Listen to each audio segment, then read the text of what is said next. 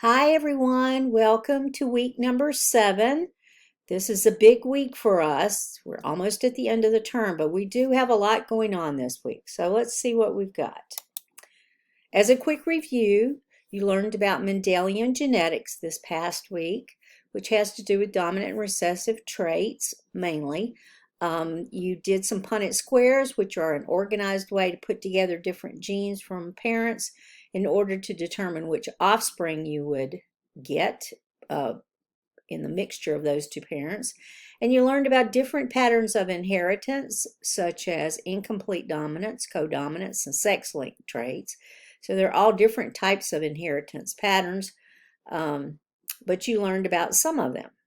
So this week we're getting into relationships in biology. So we're looking at how organisms relate to each other in ecosystems. So ecosystems are the environment plus all the organisms that live in that environment, including all the weather conditions there, and how they survive together as an environment plus the organisms. You're going to learn about food webs, which I'm going to mention again in just a second. And food webs are who eats whom out there in the ecosystem. So what eats algae? Then what do the osprey eat? What do the alligators eat? What do the turtles eat? You're trying to figure out who eats whom so that you can figure out relationships among organisms, including plants. We're not just talking about animals. Population dynamics. So what happens to populations as you have certain death rates, you have certain birth rates? What happens? How fast does the population increase? How slowly does it increase? Does it stop increasing? Does it go backwards? It depends. And demographics. We'll look at this just a little bit. So what happened between 1910 and 1920 to the infants that were born during that time frame? Did most of them survive? How high was the mortality rate in infants? When did those people end up dying over their lifetime when you look at a group of them? So that's demographics, looking at the population and how it changes over time. And we absolutely do this for human beings too. Okay, so what is due this week? Activity 7-1 is the lab on the food webs, where you are going to draw relationships between organisms in the Everglades.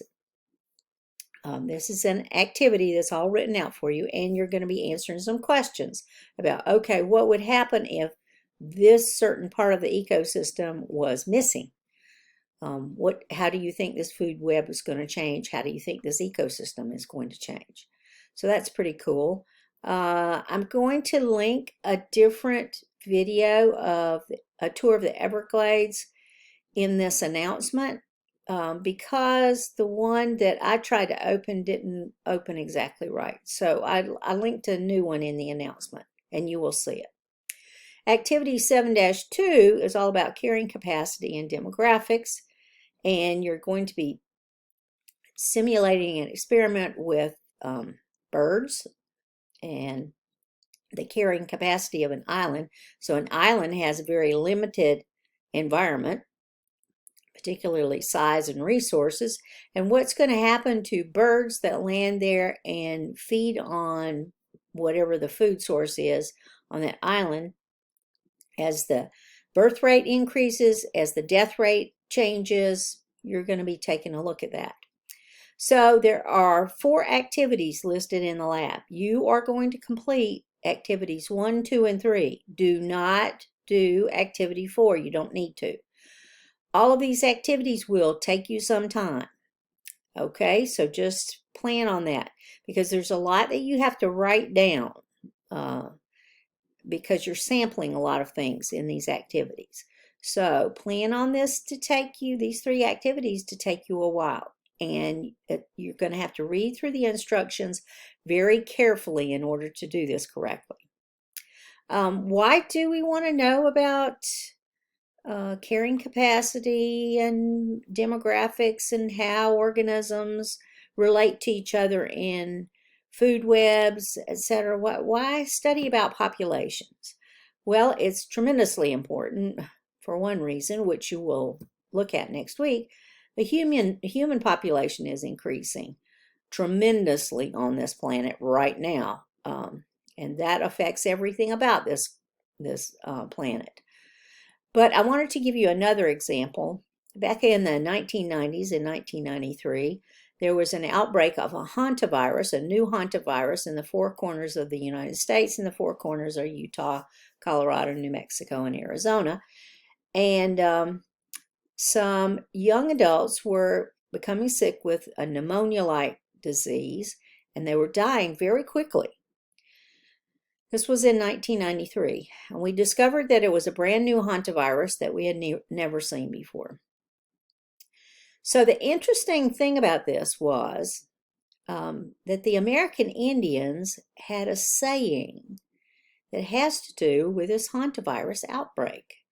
They had a saying that said, "If spring rains come, then young men will die."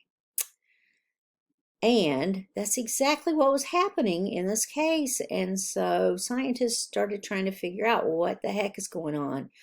Where is this hantavirus coming from? Why are these people being exposed to hantavirus? So what they figured out was that during the spring there had been a lot of rain, and when you look at those states, you can tell that they are pretty desert-like and arid.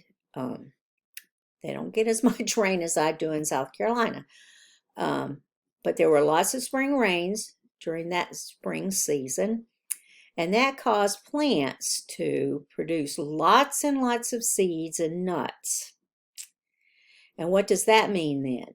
The mouse population multiplied tremendously during that spring season. And because the population exploded, the mice were moving into places where people were. And they were moving into houses and barns and everywhere. And people were trying to clean up, as we always do. We try to clean our houses. And when you would sweep those mouse droppings and that dried urine, people were breathing that in, that contained hantavirus. Young people's immune systems are so strong that there was an immediate reaction to this brand new hantavirus, and the young people were developing pneumonia and were dying very quickly. So this is an interesting case where the environment, the spring rains, actually affected the health of human beings through the production of new hantaviruses in all the mice that were present. So that's a real interesting case. For the third activity in your demographics part of Lab 2, just watch out with the gravestone cards if you're going to use those. Most everybody does, because it's hard to go and look online at cemeteries and look at demographics that way. So you can use the gravestone cards, but just realize that they are put in order, I believe, by date of birth. Just notice that. So it depends on which groups you are comparing. Are you going to compare males and females born during a certain time? Are you going to compare individuals that were born in different times to see what happened to them over time, what happened to that population over time? So just look at your gravestone cards first before you get started with that activity, or they may mess you up because of the way that they're organized. All right. So I wanted to mention something about the food webs. This is the way that you draw out your food web, which is a little bit counterintuitive if you ask me, but this is the way that we do it. So you see that alligators will normally eat turtles, bass, which are a type of fish, and egrets, which are a type of bird. And you want to draw the relationship between these four animals. Well, alligators eat these animals, but notice the direction of the arrows. And what you're trying to show with this is the energy flow. So how does the energy flow through this food web? So the turtle is used as food by the alligator. So the alligator consumes the turtle and turns it into energy. So the energy flows from the turtle into the alligator, the bass into the alligator, the egret into the alligator. So this is the way that you draw food webs. This is just an example so you get an idea of what this looks like. Okay, and then also what you have to do, which is a very big assignment, is your final project. Notice how many points this counts as. It counts as about a quarter of the points for your term, for your grade. So it's a very big assignment. Now you have already completed 2 milestones, milestone 1 and milestone 2. Milestone 1 should have provided the significance for this study. So why is this study important? What exactly is the point of this? And your hypotheses, and then your null hypothesis, which you also included in milestone 2. In milestone 2, you showed me your procedure, and then I made comments about these. It is extremely important for you to go back and look at these milestones and make corrections before you move on with this final project.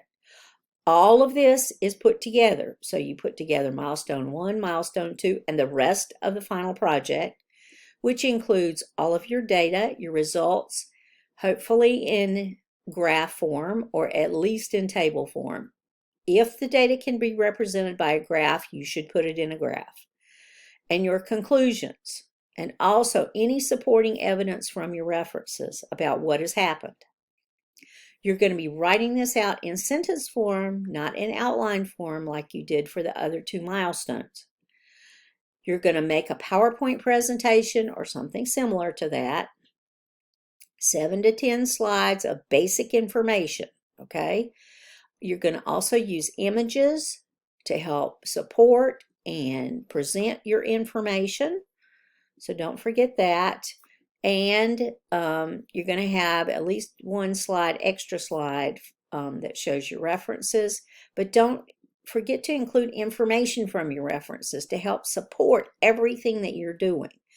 Because your research is based on information that came before you. So you need to include some of that.